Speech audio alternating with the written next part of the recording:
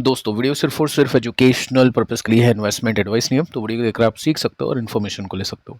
पिछले वीडियो को आप जरूर से देख लेना। भारत अब गिर के 6ठे नंबर पे आ चुका है, उसका कैसे इम्पैक्ट होगा और अभी कितनी बड़ी दिक्कतें आ सकती है। साथ में दो स्टॉक्स है जिनके अंदर बहुत इंटरेस्टिंग पैटर्न बन रहे हैं, वो भी हमने यहाँ पे कवर किया है। सो यूएस के बाजार पे आते हैं। सबसे पहले आप देख सकते हैं डाउ जोन्स अभी अप्स एंड डाउन्स के बीच में है। स्टार्टिंग अप के साथ में हुई थी, थोड़ा नीचे चला गया था नेगेटिवली, उसके बाद में अभी ऊपर आ रहा है, तो हम बोल सकते हैं इसको ये न्यूट्रल है। नैस्डेक को देखें तो नैस्डेक ने अच्छी रिकवरी दिखाई है, बट ये भी न्यूट्रल है। और फैंग की बात करें तो फैंग भी न्यूट्रल है। अब इस तरह से परफॉर्म क्यों कर रही है उसके मार्केट्स, और कल क्या अपने मार्केट नीचे आ सकते हैं? क्योंकि देखो दोस्तों, क्रूड अभी के समय फटना शुरू कर चुका है। 3% का उछाल आप इसमें नोट कर सकते हैं। हमने फर्स्ट यहाँ पे बातचीत की थी जब क्रूड इधर था। अभी यहाँ से ब्रेकआउट क्रूड ने दे दिया है। और ये जो पैटर्न है ना, ये काफ़ी डरावना पैटर्न है, क्योंकि इसको हम बोल सकते हैं बुलिश पैटर्न, जिसमें हायर लोज और हायर हाइस के साथ में क्रूड अभी ऊपर जाता हुआ देखने को मिल रहा है। सो क्या प्रॉब्लम हो गई है एकदम से? क्या वापस से अटैक हो गया या फिर कुछ और प्रॉब्लम है? उसको चेक कर लेते हैं। आप यहाँ पे देख सकते हैं फर्स्ट, जैसा कि मैं आपको पहले बता चुका था कि इस वॉर का सबसे ज़्यादा जो फायदा हुआ है उन्हीं 3 कंट्रीज को हुआ है जिनकी वॉर चल रही है, जिसमें आता है फर्स्ट यूएस, उसके बाद में ईरान और उसके बाद में इजराइल। यूएस का फायदा कैसे है वो आप इस स्क्रीन पे देख सकते हैं कि ईरान की जो वॉर है उसकी वजह से यूएस अभी आ चुका है close to net crude exporter. यानी आज से पहले सेकेंड जो वर्ल्ड वॉर हुई थी उसके बाद से लेकर आज तक इतना लंबा टाइम है, यूएस नेट इंपोर्ट करता था क्रूड को जितनी भी उसकी नीड थी। लेकिन इस बार क्रूड एक्सपोर्टर यूएस बन रहा है। बहुत बड़ी बात है। फर्स्ट टाइम आप देख सकते हैं सिंस वर्ल्ड वॉर 2। अब ऐसा क्यों हुआ है? क्योंकि यूएस की प्लानिंग थी, ट्रम्प की प्लानिंग थी, पहले वेनेजुला के तेलों को हड़पा जाए, उसके बाद में वॉर की जाए, क्रूड के प्राइसेस पंप करेंगे, तो वेनेजुला का तेल निकाला जाए, इंडिया के ऊपर सैंक्शन लगेंगे, रशिया से इंडिया बाय नहीं करेगा, तो क्या होगा, वेनेजुला का तेल बिकेगा इंडिया के अंदर। इंडिया मैक्सिमम इंपोर्ट करता है। सो ये जो प्लानिंग थी ना, बिल्कुल सक्सेसफुल होती हुई देखने को मिली है ट्रम्प की।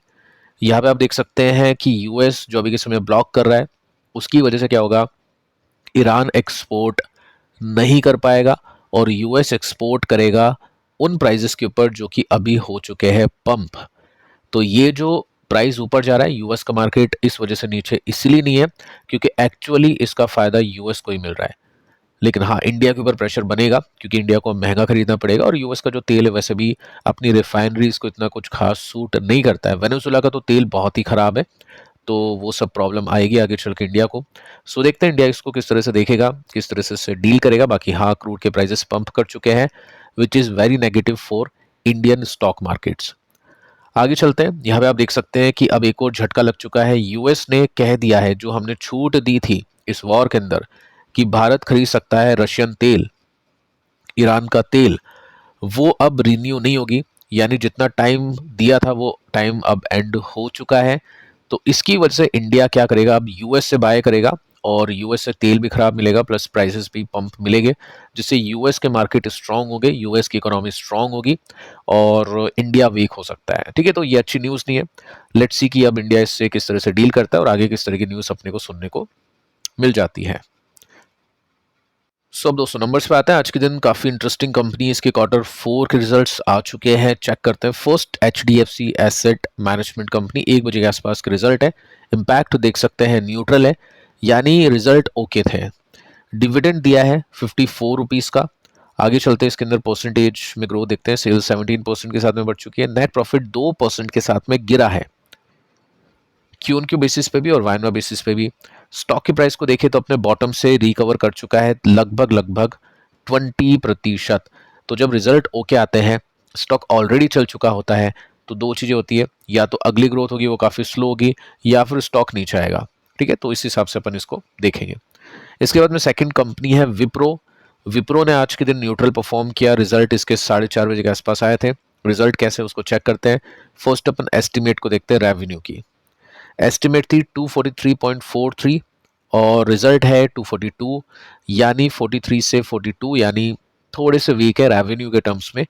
लेकिन अगर मैं प्रॉफिट के मार्जिन्स दिखाऊं या प्रॉफिट की बात करूं, एबिट की बात करूं, तो यहाँ पे एस्टिमेट थी 17.10% की मार्जिन्स की। आय है 17.3, यानी 10 से 30 है, यानी यहाँ पे अच्छा किया है। एबिट की बात करें तो 41.58 बिलियन की एक्सपेक्टेशन थी, आए है 41.8, यानी 5 की थी एक्सपेक्टेशन, 8 आए हैं। इट मीन्स हम बोल सकते हैं रिजल्ट प्रॉफिट के हिसाब से अच्छे हैं, क्योंकि डॉलर की वैल्यू इंक्रीज करी थी, बट रेवेन्यू के हिसाब से इतने कुछ खास देखने को नहीं मिले हैं। बड़ी बात दोस्तों यह है कि कंपनी ने बाय बैक का अनाउंसमेंट कर दिया है। काफी लोगों ने मतलब कमेंट किए थे नेगेटिव, जब मैं आपको कह रहा था कि आईटी कंपनीज के बॉटम को आपको देखना है, प्रिडिक्ट करना है, तो आपको ये देखना होगा कि आईटी कंपनी के स्टॉक्स में बायबैक आता है या फिर नहीं। क्योंकि अगर आईटी कंपनीज के स्टॉक वाकई में सस्ते हैं, वैल्यूएशन वाकई में अगर नीचे है, तो आईटी कंपनीज के पास में इतना पैसा है कि वो बायबैक जरूर करेगी। और विप्रो का भी मैंने आपको हिंट दिया था अनऑफिशियल न्यूज़ के तहत कि 15,000 करोड़ का बायबैक आ सकता है। सो वो डेटा आपके सामने है, न्यूज़ आपके सामने है। इट मीन्स हम ये मान सकते हैं कि फाइनली आईटी कंपनीज का बॉटम बन चुका है। मैं ऐसे नहीं बोलूंगा कि यहाँ से बहुत नीचे जाएगा या फिर नहीं जाएगा या फिर यहाँ से अच्छा परफॉर्मेंस होगा, ऐसा कुछ होगा, बट हाँ, ये प्राइस काफ़ी अच्छा है। सो जो भी आईटी कंपनीज में देख रहे हैं, कल की वीडियोस को भी देख लेना साथ में। ऐसा नहीं है कि वही दो कंपनीज अच्छी आईटी में, बाकी कंपनीज भी अच्छी है। अगर कुछ आता नहीं है समझ में इन्वेस्टर्स को, तो फिर क्या कर सकते हैं, Nifty IT B, total IT index. अगर मैं इसके पैटर्न को आपको दिखाऊं तो ये आप देख सकते हैं यहाँ पे रिवर्स करना शुरू कर चुका है, अभी भी अपने ऑल टाइम हाई से 18% नीचे है। क्वालिटी कंपनीज आपको बता चुका हूँ। काफी लोग कंफ्यूज होते हैं कि परसिस्टेंट को 4G है क्या और कुछ नहीं है क्या, नहीं। डिफेंसिव में हम HCL टेक, LTM को देख सकते हैं। TCS इन्फोसिस भी अच्छी कंपनी है, बट यहाँ पे ग्रोथ ज्यादा है। अग्रेसिव में कोफोर्ज और परसिस्टेंट है। और भी तरह तरह की कंपनीज है, सोनाटा सॉफ्टवेयर है, बिरला सॉफ्टवेयर है, वो भी बहुत ज़्यादा रिस्की है, अनस्टेबल है। बट ये चार कंपनीज को अगर हम देखें तो बहुत सही होगा। तो चीज़ों को आप चेक कर लेना, पढ़ लेना। बाकी हाँ, बायबैक आ चुका है, एक इंडिकेशन अपने को यहाँ पे मिल चुका है। सो विप्रो की बात करूँ तो कुछ खास ग्रोथ तो है नहीं, लेकिन चलो ठीक है, हम यहाँ से बॉटम से अगले रेसिस्टेंस की बात करें तो 12% ऊपर है। देखते हैं कि कल मार्केट इसको कैसी वैल्यू देता है। इसके बाद में देखिए वारी रियूनेबल के भी रिजल्ट आ चुके हैं। 2% की तेजी, शाम को 8 बजे के आसपास के रिजल्ट है। कैसी ग्रोथ निकली उसको चेक करते हैं। फर्स्ट आप देख सकते हैं Q4 के रिजल्ट, प्रॉफिट जूम कर चुके हैं, 66% रेवेन्यू मोर देन डबल हो चुका है। तो ग्रोथ तो बहुत कमाल की है। लेकिन दोस्तों वारी रियूनेबल का जो मार्केट है वो बहुत कम है मार्केट कैप, और वारी एनर्जी का मार्केट कैप ज़्यादा है। तो ये जो स्टॉक है ये काफ़ी अनस्टेबल है, वो स्टॉक थोड़ा स्टेबल है, वो चीज़ आप देख लेना। बाकी जैसे रिजल्ट आए हैं, अगर मैं इसमें नियर बाय रेसिस्टेंस के बीच में गैप को देखूं तो 28% का गैप देखने को मिलता है। मैं ऐसे नहीं कहूँगा ऑल टाइम हाई पहुंचेगा, लेकिन हाँ, ये जो नियर गैप है 28% का देखने को मिल जाता है। लेट्स सी कि कल मार्केट इसको कैसा रिएक्शन देता है। रिजल्ट अच्छे हैं, ग्रोथ इसमें अच्छी आई है।